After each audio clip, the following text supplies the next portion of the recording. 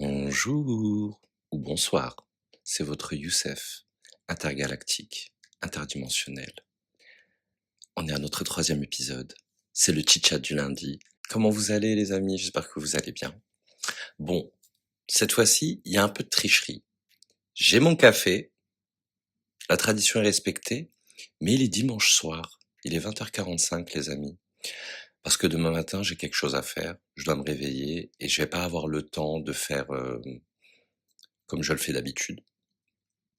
Donc je me suis dit, je vais le faire dimanche soir, vous aurez votre épisode, et en plus il sera publié plus tôt. Donc ça sera mieux, je pense qu'il y a des personnes qui le matin se réveillent très tôt pour aller travailler, et vont tomber sur mon épisode. Au lieu qu'il soit publié en milieu de journée, fin d'après-midi, il va être publié tôt le matin. Et ça c'est génial, donc on essaye ce qu'on essaye, et on espère que ça marche. Pour l'instant, j'ai pas beaucoup de visibilité sur mon podcast. Faut avouer que c'est un podcast audio. Je suis pas connu. Mais j'ai voulu absolument faire un podcast audio parce que c'est une expérience qui m'intéresse.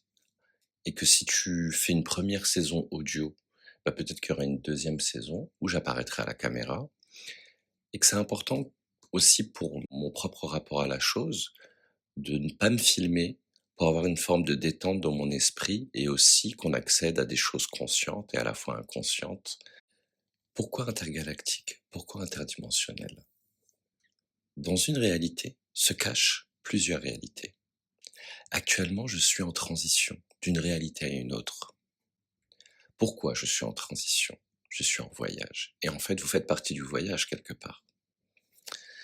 Tout simplement, j'essaie de faire fonctionner mon YouTube, avoir un peu plus de popularité, de visibilité, arriver à un point où je serai monétisé.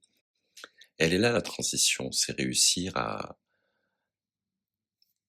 vivre de ce que je fais avec vous.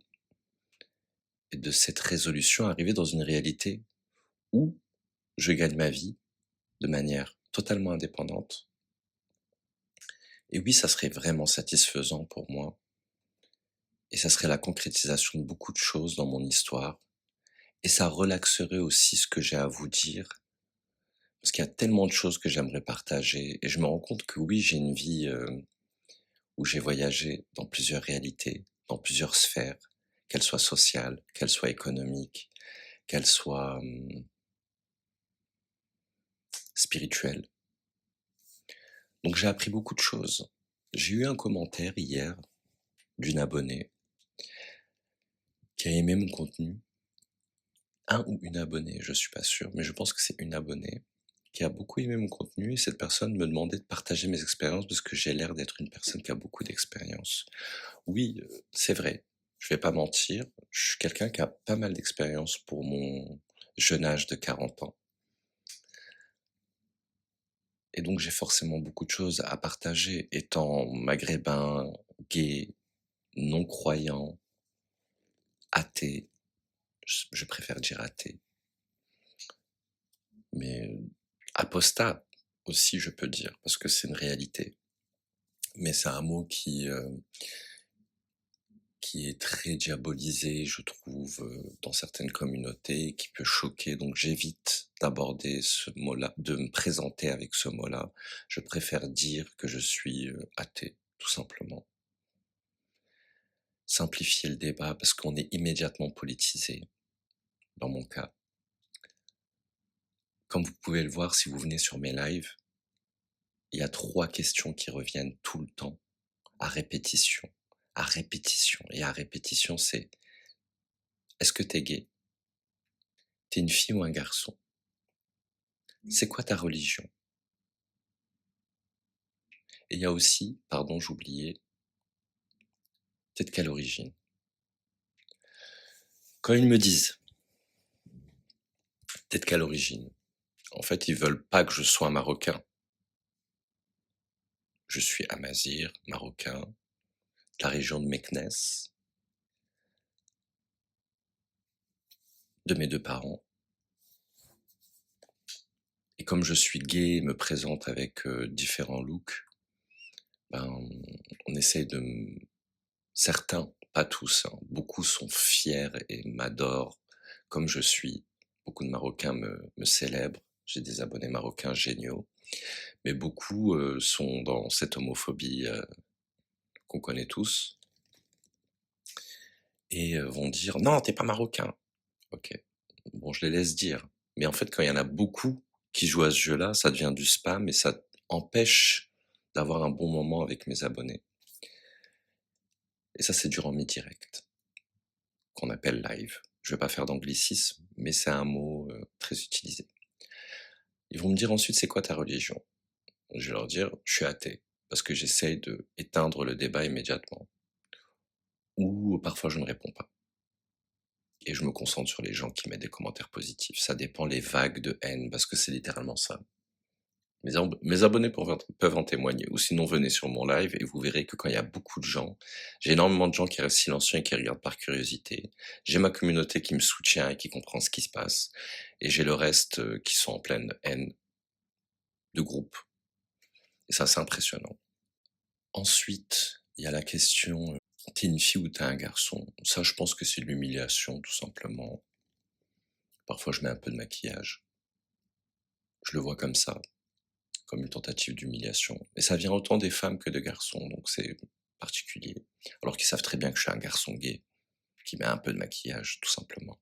Si j'étais une femme trans, je pense que ça se verrait vraiment. Je projetterais une image vraiment féminine, alors que moi je me considère pas androgyne, je suis juste un garçon, je me trouve assez masculin à vrai dire. J'aime mettre du maquillage, un petit peu, sur mon visage masculin et je trouve pas que ça fait forcément féminin. Je trouve que ça fait des looks, que ça fait un personnage. Mais c'est pas forcément la féminité que je recherche. Ça peut l'être, parce que je chante, je danse, et que parfois je danse sur des musiques qui sont plus féminines, et que j'aime représenter cette image complètement, vous donner un vrai visuel, mais les gens veulent réduire le débat à chaque fois. Et il y a la question stupide de t'es gay? Bon ben oui, je suis gay. Elle me gêne pas cette question. C'est juste qu'on te la pose un milliard de fois. C'est épuisant, quoi. On est en mode, il y a que ça qui vous intéresse. Donc en fait, ces trois quatre questions, elles exhibent notre société aujourd'hui. Statistiquement, sur ma chaîne, quand il y a 300 personnes, 200 personnes dans le direct, bah, au bout d'un moment, forcément, je suis pas stupide, donc je statifie la chose, quoi. Et en plus, j'ai les statistiques de YouTube si ça suffit pas. Mais j'en ai même pas besoin pour m'en rendre compte. Et je pense que les gens aussi. Donc ouais, c'est déroutant, un peu agaçant. La semaine dernière, c'était déjà le cas. Il y a eu un live très haineux.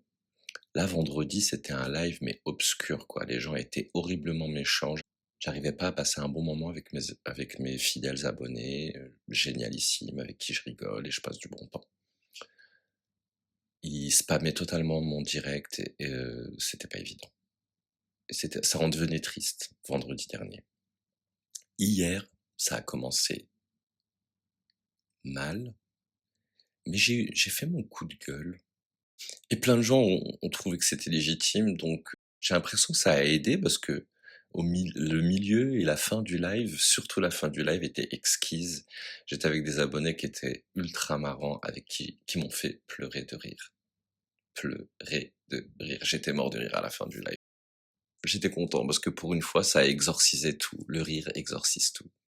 J'essaye d'investir justement sur des vidéos YouTube et créer du contenu parce que j'ai commencé par les lives, j'ai réussi à me faire des abonnés sur le live.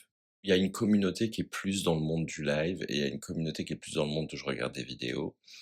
Et je suis pas le plus talentueux éditeur du monde. Donc oui, c'est pas flashy, flashy, flasha par-ci par-là. C'est peut-être pas animé comme les gens aiment sur YouTube ou sur des plateformes comme TikTok ou autres. Donc je fais de mon mieux, les amis. Je fais quelque chose qui essaie de sonner juste avec moi-même. Et si mon contenu se transforme et qu'il devient hyper moderne, hyper visuel dans le futur, ben c'est qu'à ce moment-là, les choses m'auront amené à cet endroit-là et que ça aura cohérence avec mon univers. Pour l'instant, mon univers, il est à mon image, je pense. Je vis simplement, donc les choses sont assez simples. Par contre, le fond du gâteau, mes discussions, mon rapport à la chose, mon rapport à moi-même, mon exhibition de moi-même, semble aider beaucoup de gens. je me sens aussi un peu responsable maintenant, d'une certaine manière, parce que c'est vrai que j'ai 40 ans, que je suis un homme gay, que je suis une faille dans le système finalement, parce que statistiquement, tu vas pas trouver à tous les coins de rue un jeune beurre gay d'origine marocaine, athée, qui s'assume, qui a le courage de s'assumer, et en plus qui se féminise un petit peu, ou parfois qui peut être très masculin. Voilà, c'est pas tout le monde. Les gens sont assez dans des cases, et moi je glisse entre les cases, malgré moi. Donc c'est très difficile. Donc je me bats pour moi, je me bats pour moi. Et j'utilise YouTube pour arriver quelque part, pour voyager d'une dimension à une autre. Une dimension où les choses sont plus justes à mon égard. Où au moins, je suis soutenu par moi-même financièrement. Où au moins, je ne me sens pas dans une position où je dois survivre au lieu de vivre. Donc je me bats, les amis. On sait ce qui se passe dans notre pays. On sait qu'économiquement, c'est pas évident. On sait qu'on manque de certainement énormément de choses. Et ce qui est triste, c'est que les réseaux sociaux font que ces gens qui, qui galèrent autant que moi, voire peut-être même encore plus, se sont obligés de cacher et d'apparaître sur les réseaux sociaux comme s'ils avaient tout. C'est pas juste que la tendance soit dans ce sens-là. C'est humain d'aimer les belles choses, de vouloir des bonnes choses. Et c'est une bonne chose de penser comme ça. Malheureusement, on est dans une société où c'est très dur, très très dur de garder ses repères, d'avoir une identité stable. Et la chance que j'ai, c'est qu'au milieu de ce chaos que je peux apparaître aux yeux des gens, bah, mon identité est très stable. Et je pense que pour ça, je peux remercier à la fois mes parents, moi-même, et quelque chose d'inconscient en moi-même. Une partie consciente, mais il y a aussi une partie inconsciente, appelez ça l'âme, appelez ça la flamme, appelez ça comme vous voulez, ou mon corps inconscient, je sais pas. Mais j'ai beaucoup de chance. J'ai beaucoup de chance d'avoir la danse dans ma vie, le chant. Le mouvement est le premier secret du voyage interdimensionnel. Pourquoi le mouvement? Parce qu'il faut se bouger. Je me bouge, je fais des vidéos, je me lève, je danse. Le mouvement. Le mouvement, capturé, est déjà une première étape. La deuxième étape, l'intention. Ce que tu as à l'intérieur de toi, pourquoi tu fais ça? Est-ce que tu le partages? Est-ce que tu le gardes pour toi? Moi, j'ai choisi de le partager. Afin d'aiguiser mon attention. Et que je sache, en m'écoutant moi-même, en m'observant moi-même à travers mon contenu, où je veux aller. Troisième étape, la fin de la transition. Garder son identité. En étant arrivé dans cette nouvelle réalité. C'est très important. Pour moi, c'est important.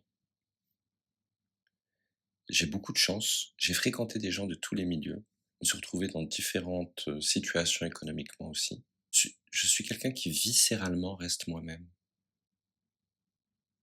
J'ai je pense que c'est ça aussi qui a fait que j'ai pu voyager dans des sphères.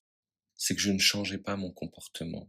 Oui, j'aiguisais peut-être mon attitude, mais je reste fondamentalement moi-même.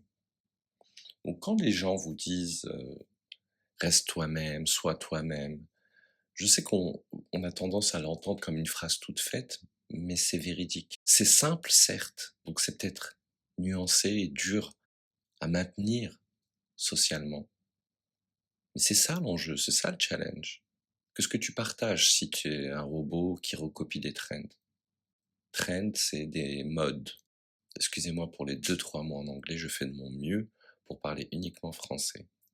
C'est important d'entendre des gens qui affectionnent encore ça et qui veulent pas se conditionner à une manière de parler en fonction d'une mode ou d'une époque. Et faire la différence, parfois, c'est être différent. Et si être différent, c'est parler correctement français, ça exhibe une fois de plus quelque chose sur notre société. À quel point le langage influencent nos rapports. Donc c'est important d'avoir un maximum de mots pour exprimer tes idées. J'apprécie ce troisième épisode. J'espère que vous m'avez suivi dans mon voyage interdimensionnel et intergalactique, que vous avez aimé. Bon, l'avantage, c'est que vous n'avez pas eu besoin de mettre votre ceinture. Si vous avez fermé les yeux, on est déjà arrivé ailleurs, les amis. On est toujours en transition. On est déjà arrivé ailleurs. On comprend plus de choses et ça nous rend un peu plus forts. Donc soyez forts. N'ayez pas peur de comprendre. Beaucoup de gens ne veulent pas entendre, ne veulent pas comprendre. Apprenez. Apprenez à vous battre contre vos propres idées. Si votre idée elle n'est pas ouverte à tous, c'est certainement pas une bonne idée. Les amis, c'est la fin de ce podcast. Merci beaucoup pour votre attention. J'espère vous lire dans les commentaires. J'espère que cet épisode vous aura plu. Je vous souhaite un bon début de semaine. Restez motivés. Faites ce que vous vous êtes promis de faire. Faites-le. Même si vous avez 1 ou 2 jours de retard, c'est pas grave. Faites-le. Et on se voit prochainement.